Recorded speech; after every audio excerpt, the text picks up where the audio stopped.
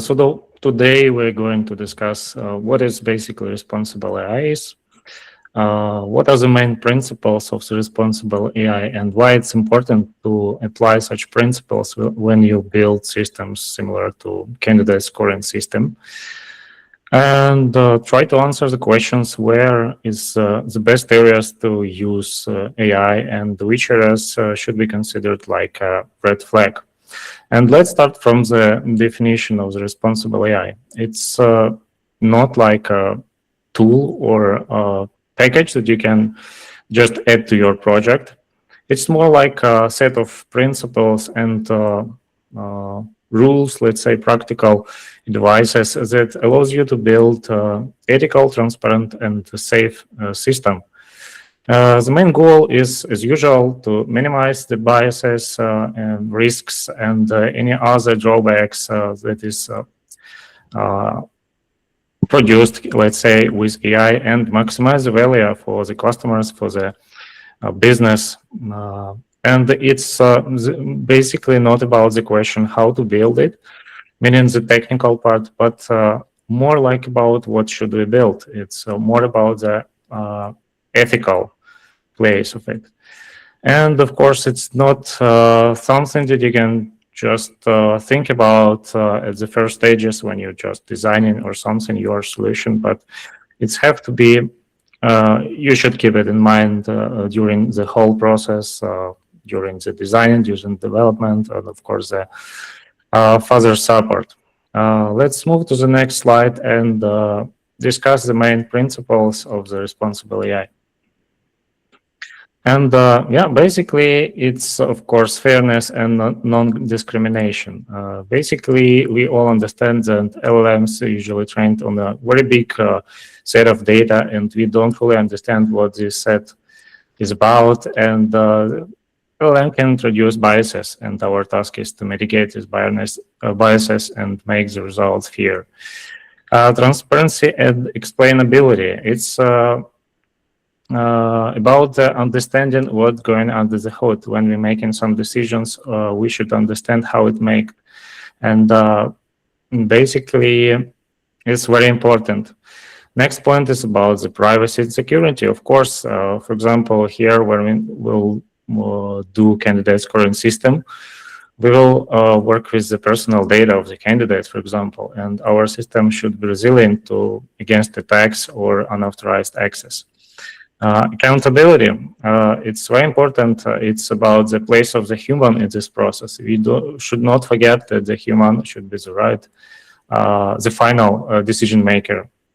Legal and ethical compliance. Of course, we should follow the laws, standards, and any other ethical norms that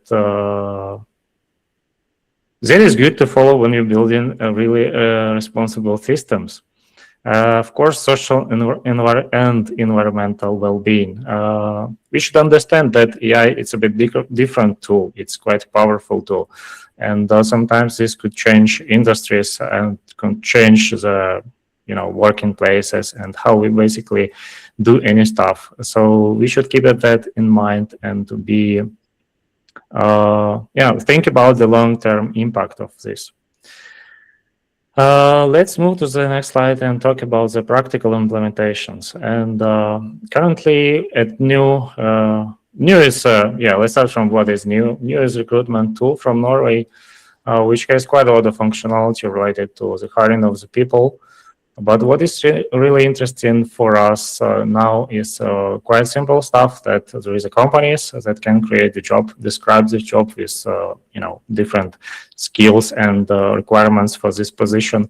And another side is about the candidates. Candidates can create application and provide some personal data about their previous experience, responsibilities, skills, etc., and basically apply for this job. And somewhere here we would like to introduce a scoring system for the candidate. And it's a good question here to think about: where should we put AI here? Should it be should we collect all the data that we get from the candidate and just grab another part from the job site and put it in the LLM and ask if it's a good match, if this guy is really good match for this particular job or no? And let's move to the next slide and think about how this could be built. We're thinking about creating it, divided it into the three main parts. Basically, two of them is about the data processing. It's candidate data processing pipeline and the recruiter data processing pipeline. And the third one is the scoring engine itself. From the candidate side, we can see that we're collecting all the data provided to us by the candidate, and our goal, let's say goal of this data processing pipeline is to normalize and standardize the data. This data will be next used for the scoring engine. From the recruiter side, it's spread the same, but the format is a bit different because recruiter can provide data using the form, and but the sense is similar. We need to collect this data, we need to normalize it and make it talk to the same language with data that we get from the candidate side. After that, scoring engine can do some magic and provide results for both sides, for the recruiter and the candidate. Let's move and look deeper what this candidate data processing pipeline may look like. Basically, as input, we have raw files. This could be different formats. This could be just plain text. This could be images. This could be PDF with CVs and diploma or something like that. And our first step is convert this all information into the text representation, to the plain text. Next step is basically segmentation. We need to divide all information that we have into the chunks. This will significantly simplify work for such things like LLMs and minimize the number of tokens that you will use during this the next steps. And next step is about extraction. So basically, it is where we have to extract all the data, which is interesting for us according to the categories that we defined. We'll take a look on them a bit later. These categories from the scoring engine. Next step is canonicalization. It is basically converting all the values that we extracted, for example, like skills or something, into the canonical representation, meaning they have to be like unified, let's say, dictionary. We have to generate unified dictionary that will be understandable by our scoring engine. And the last one, but not least, it's about validation. And validation of data that we extract. We are trying to create the confidence score, meaning how we are confident is that data that we gathered and extracted from the data of the candidate. Based on this score, we will treat this data more or less valuable and correct the impact on the final score. Let's move to the next. Oh, sorry. Let's mention one thing that, as you can see, I just mentioned solutions that can be done for each of these steps, and quite a lot of steps here use some kind of LLMs or neural networks, and we can understand that there is quite a good place for using AI tools, let's say. Let's move to the next slide and see what this scoring engine is. Basically, it can be divided into the two parts, so-called hard gates, or which is usually called screening, and soft gates, which is scoring. Hard gates, it's just filtration, let's say, by strict constraints and some kind of eligibility, something like that. For example, location of the candidate, languages that he can use, I don't know, eligibility to work in the EU or something like that. If candidate passes first step, hard gates, so we can go to the soft gates, and it's more about the quality. We're trying to understand if this particular candidate is a good match for this particular job. And basically, as you can see here, it's just math. We have several categories on which we're doing the scoring, or you can say, call it like dimensions. Soft scale, hard scales, etc. Each of these modules produce some value. And after that, we just multiply this value to weights. Weights we get from the recruiters. Recruiter can provide the weights for each of these categories to to specify what is more important for this particular position. After that, we have final score, and basically it's the work of the scoring engine. Each of these modules inside of the soft gates, which is, for example, soft skills, hard skills, responsibilities, built with the pretty same principles inside, just mathematical algorithms that, let's say, do some kind of smart comparing of what was provided by the candidate and what was expected by the recruiter. So let's move to the next slide and think about why it's done this way. And first of all, let's think about such thing that basically in the modern world, which is adopting AI in a different solution, it is treated like a red flag to use AI as a judge. So basically, AI as a decision maker turns to the black box, which is have a lot of biases, unpredictable behavior, and limited control. Basically, we can't understand what is going under the hood of LLM. We can just manipulate somehow with the prompt, but it's only input. It's not about how it works. So we were like thinking between deterministic and probabilistic approach, where probabilistic is about the AI, where we're predicting, and deterministic it's about the mathematical algorithms, which is clear and transparent for the scoring engine. And yeah, we decided to use mathematical algorithm in scoring engine because of these principles that described here, predictability and consistency. Because if it's mathematicals, it's really easy to expect that result would be consistent. If you have the same candidates with the same set of skills, they will give the same score. It's yeah, expected, explainable and transparent. Of course, we can understand what goes under the hood. We can, go through this algorithm, debug it, and see how it works, and explain why it's done this way or that way.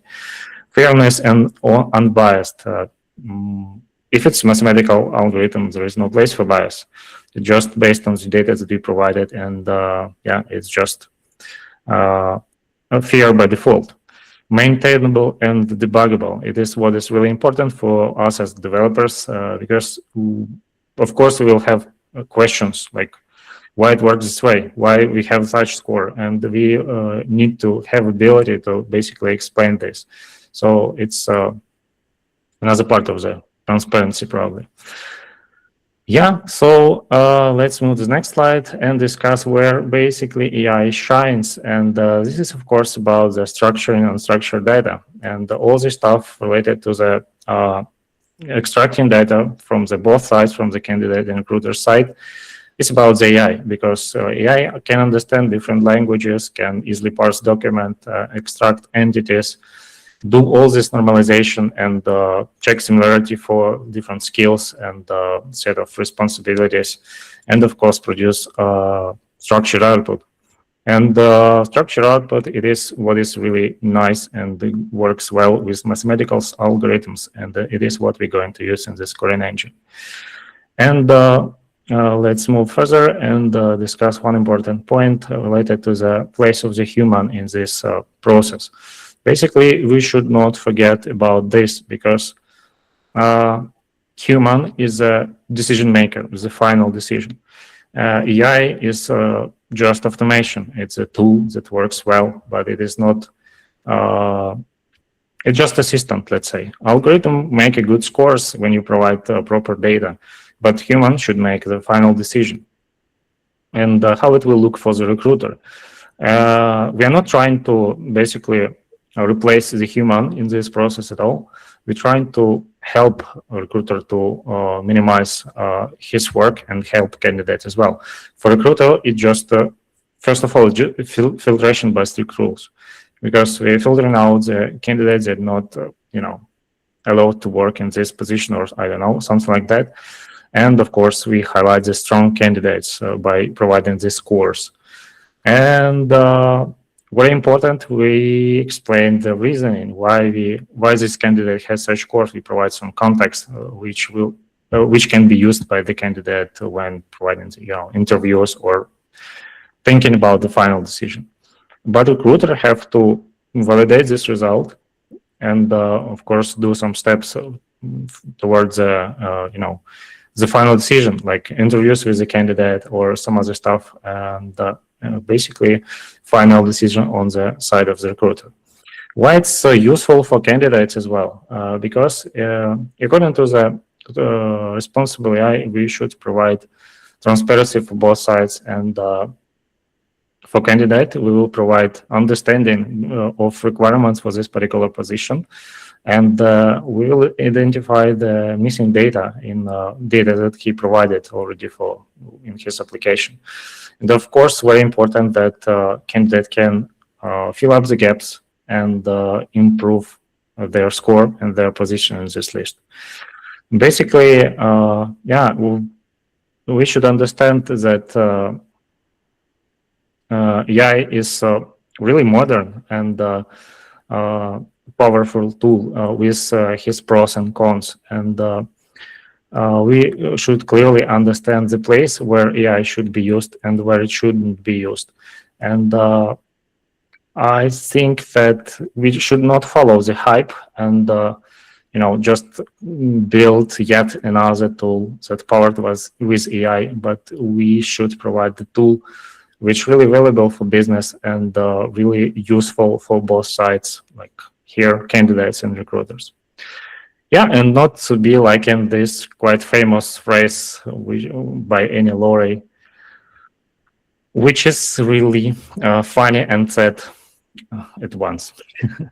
Thank you.